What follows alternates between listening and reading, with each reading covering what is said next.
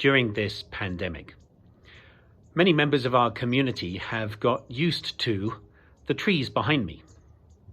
They're really quite wonderful trees, to the point that one member even asked if it was a fake background that I put on my videos, but I can assure you it's not. This is our backyard. And these are very special trees. This tree in particular, the one behind me, is one that a lot of birds visit for our bird bath and for feeding. In fact, you might even just be able to hear some of the birds behind me.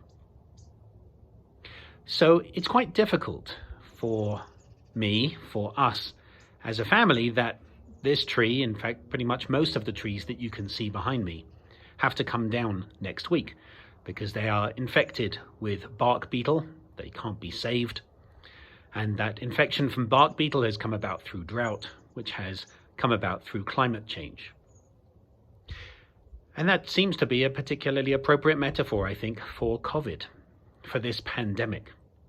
Our community has been very lucky that we have not as yet, and hopefully will never, lose anyone from this pandemic, even though some of our members have clearly suffered from it. But this tree, this is a place where I have sat, a place where I have really contemplated, a place where I have drawn closer to God. Interesting that it got rather dark as I shared that, because of the dark future for this tree and all the other trees you see behind me. Maybe this is that metaphor for the pandemic, that we lose, we have lost, and yet we will replant. Some of the things in our community will change forever. Some of our traditions will remain. In our Torah study this week, we're going to be looking at Elijah rising up to heaven in a fiery chariot. Elijah's the lucky one because he doesn't get to experience death. But all of us experience loss in some way. But we can use that loss and turn it into gain. That doesn't mean to deny the loss. That doesn't mean to get rid of it. But we can use loss as an opportunity to reflect and to gain anew.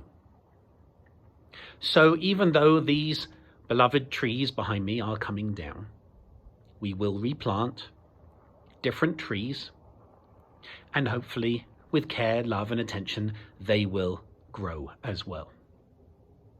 And so we can use this tree to reflect on ourselves as we start to slowly come through this COVID pandemic and start to explore what does it mean for us to be coming out on the other side of it. To ask ourselves, what have we lost and what might we gain? Shabbat is a time for us to contemplate, reflect on that which is most powerful in our lives, that which helps us draw close to God and to each other.